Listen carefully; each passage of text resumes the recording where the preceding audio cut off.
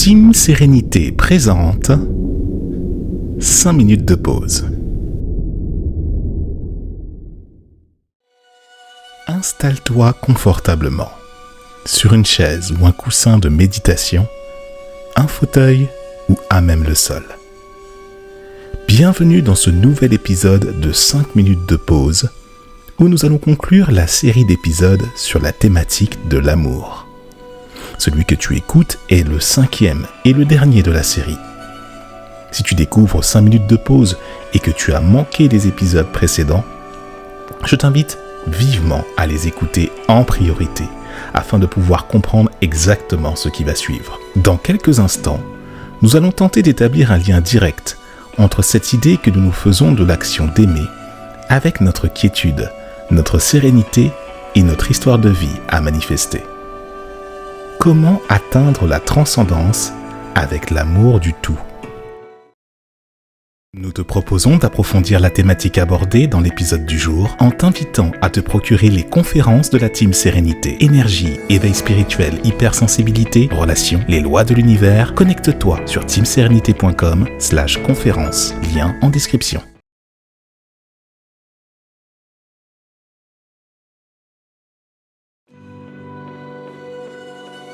Le tout, le grand tout, l'univers, Dieu, le Créateur, quel que soit le nom que tu seras amené à lui donner, il t'est fait ici mention d'une force intelligente, à l'origine du concept des concepts, du commencement sans commencement, de l'éternité permanente, sans limite ni frontières, sans hauteur ni largeur, sans peur ni turpitude. L'infini, ainsi nommé dans le but de pouvoir faire en sorte que les humains communiquent, s'associent et construisent ensemble, s'établit sous le patronage de cette conscience supérieure qui nous aime bien au-delà de ce que nous pourrions imaginer ou créer. L'amour du tout, c'est la vacuité, l'éternité, le créé et l'incréé en une seule force.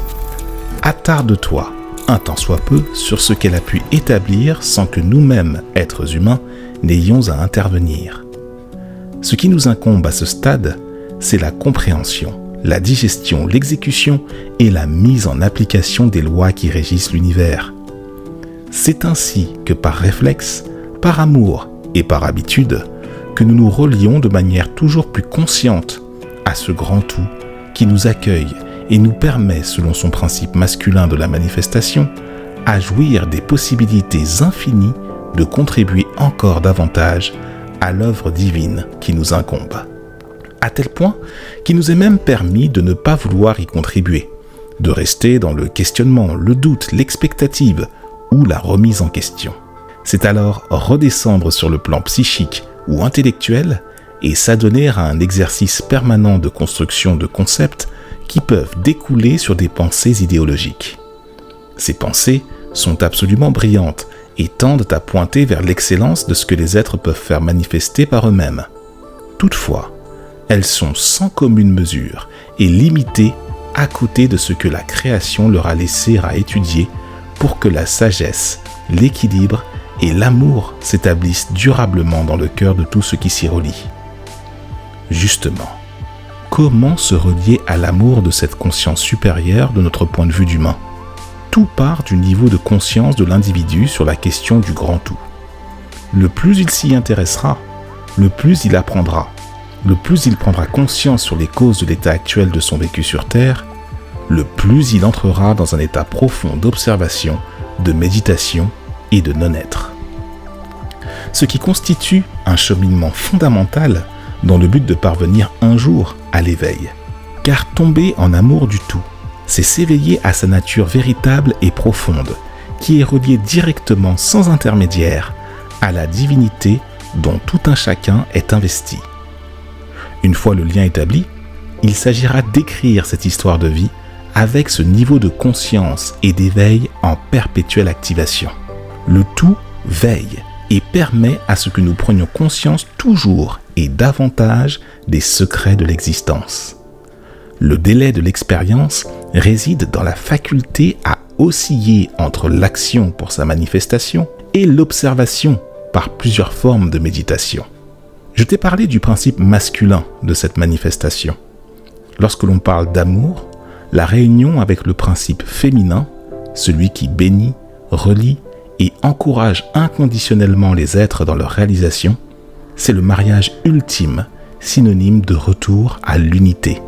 La sérénité et la sagesse sont alors les deux faces d'une même pièce, unique et précieuse, qui ne s'acquiert qu'en cherchant dans son cœur. Ce n'est que lorsque tu cherches que tu t'autorises à trouver, à jouir de la vie et à réaliser l'infini des possibles qui s'ouvrent à toi. Tous les possibles, ou le tout qui abrite les opportunités innombrables de te réaliser. L'amour du tout est juste là, à ta portée, là où ton cœur ne cesse de battre et de te maintenir éveillé et en paix. C'était le dernier épisode, pour l'instant, de cette série sur l'amour, sous l'ensemble des angles de ce qui est humainement perceptible d'éprouver. Bien sûr, il n'y a rien d'exhaustif à tout cela. Sens-toi libre d'entrer en conversation avec les êtres pour faire part de ton témoignage, de ton expérience ou de ton vécu sur cette question de l'amour. Nous serions alors honorés de pouvoir interagir et créer cet égrégore bien au-delà de se le représenter à l'extérieur de nous-mêmes. Libre à toi de nous solliciter. Et partage ce contenu à tout être qui t'est cher. Abonne-toi à la chaîne de la Team Sérénité. Retrouve-nous sur teamsérénité.com ainsi que sur l'ensemble des plateformes de podcast. Lien en description.